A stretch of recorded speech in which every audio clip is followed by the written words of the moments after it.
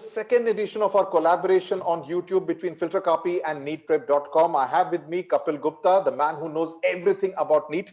Kapil, when we look at NEET 2021, it's also very important to look at NEET 2020 and what really happened. Of course, apart from the entire drama over postponement more than once and how the students were feeling very tense about it, we also saw a very high cutoff. What are the lessons that we can possibly learn from what happened in 2020 now in 2021? Sudhir, if you would ask my personal opinion, these high cutoffs, if the government or NTA decided to set a very easy paper because students were already in significant stress, uh, the stress just got postponed. A student would have come out very happy out of the examination center, and he would have been shocked once predictions started coming in by the end of the day. And when results came out, those students who would have been very happy that I'm going to score 600, they would have figured out that they are not going to get a government college. These are, in my mind, this thing is not done. This is absolutely unfair to the student. There are students at 700 marks. Imagine at 700 marks out of 720, at the same mark there are 25 students. So one student got Maulana Azad at 700, another student got Vardhaman Mahavir at 700. Absolutely unheard of. A cutoff in a competitive exam of 86%. You can imagine that is a tough place to be in. One wrong question is going to make you take an admission in a private medical college versus a government medical college. That is on tenterhooks. I do not agree with it, but I don't know what is going to happen this year. So last year, I mean, 2020 was obviously a much easier paper. What is the expected level of the paper, question paper this year? I mean, how are you preparing your students for 2021? What can they possibly expect? There is an unknown there, Sudhir. If the paper happens twice, and if the paper is like last year, the cutoff is going to jump even more because what it does is the bad performance are further culled out. And a 614 cutoff was bad enough. A 640 cutoff is going to be an absolute travesty of an exam. Might as well take admission on board exam results. Why to conduct an exam and expose people to the health risks this year, right? So if the exam is conducted twice, my expectation is paper is going to be tougher. If it is conducted only once, to give you a perspective, in 2019 cutoff was 583. In 2020 cutoff jumped to 614, and in 2018 the cutoff was 539. So 539, 585, 614, right? So my expectation is if it happens twice, the paper is going to be tougher, closer to 2019 or somewhere between 18 and 19 level. If it happens once, it might be again very close to what it was in 2020. So what should really be the approach? I mean, this intrigues me. Now, for students who are not able to crack it in 2020 because of the reasons that you just mentioned, what should their mental approach towards 2021? Because they've already taken a drop year and they are actually have taken a risk in that sense. So what should their mental approach be when it comes to 2021? Because 2021 also, students have not seen the inside of a classroom. Correct. So the situation in that sense is even more difficult than the batch of 2020. Correct. So in case a similar kind of a easy paper comes in 2021, what would the batch of 2020 do, the droppers?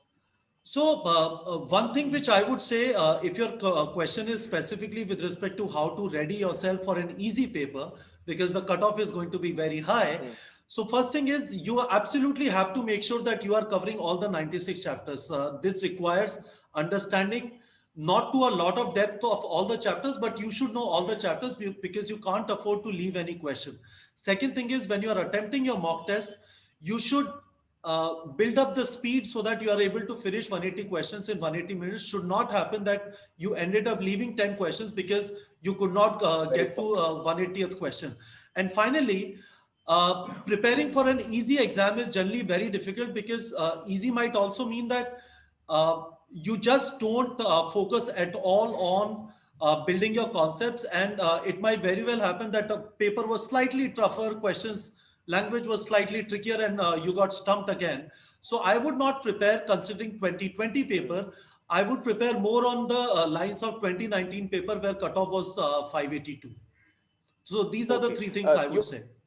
Yeah, you mentioned specifically about time management, Kapil. Now, of course, there are students who got 720 on 720, also 700 out of 720. So it means there are students who are managing to attempt all the questions. Correct. But on an average, I mean, do a lot of students miss out on answering all the questions or even reaching to the 180th question?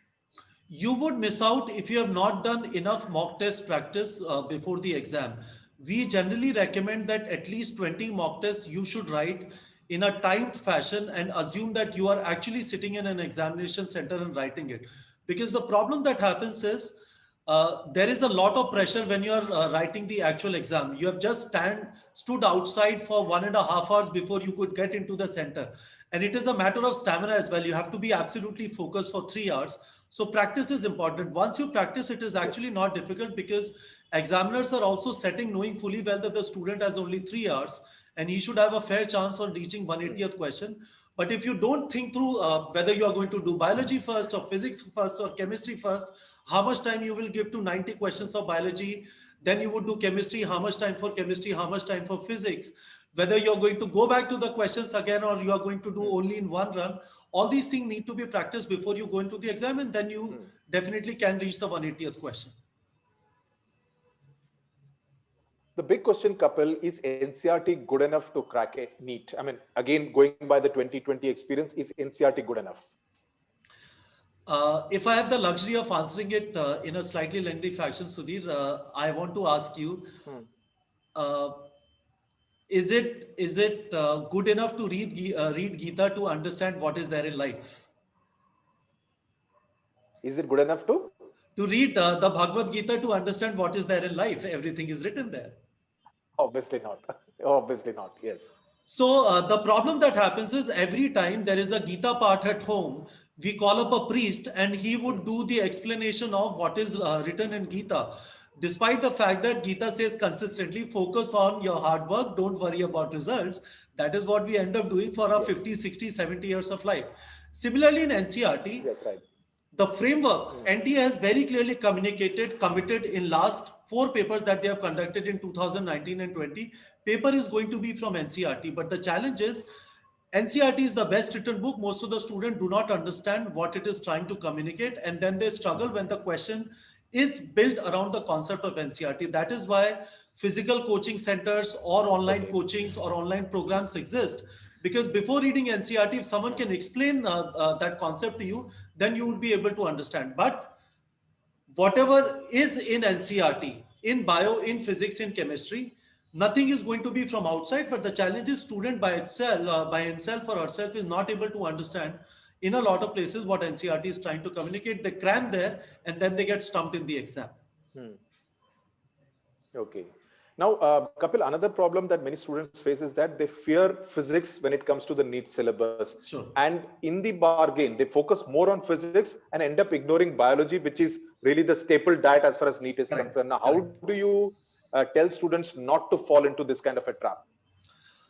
I would strongly say play to your strengths. So strength is you have to hit 320, 330 in biology to have a chance to reach 600, 615. You remove that, you bring it down to 250 marks. Out of physics and chemistry, 250 to 615 journey is there, right? So that should give you an idea that without biology, without 320 marks in biology, there is no path to a 615 cutoff. The second thing that needs to happen after that is most of the students struggle with physics. It is not only you who is struggling, everyone is struggling because you do not have a good grounding in mathematical concepts which are going to be applied in physics. You are generally a little bit less comfortable with calculations. That is why in the first place you chose biology. And now you're figuring out that, you know what, you can't really run away from calculation. So what I would do is I would have a lot of focus in biology. I would have a lot of focus in organic and inorganic chemistry, which is another 30 questions. So these are 120 out of 180 questions. Physical chemistry and physics, which is 60 questions, involve calculation. Do a lot of pick and choose. These are around 39 chapters. Figure out whether you are very comfortable with 25 chapters, become very good in them, and just try and figure out what to do in the remaining 14 chapters. But don't assume it to be a monolith of physical chemistry and physics.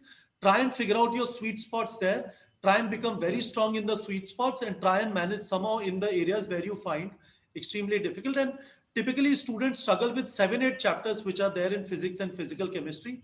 Just try and apply a lot of formulas there, and try and figure out if you can fix it. Great. Very important tips there, and I'm sure the students listening to this will find them useful. Thank you very much. But don't miss part 3 of our conversation, where we will speak specifically about what to do in the last mile, the last 4 to 5 to 6 months of your preparation, and how you should actually prepare in order to ensure that you are able to crack NEET. So don't miss. Stay tuned. Thank you very much for watching.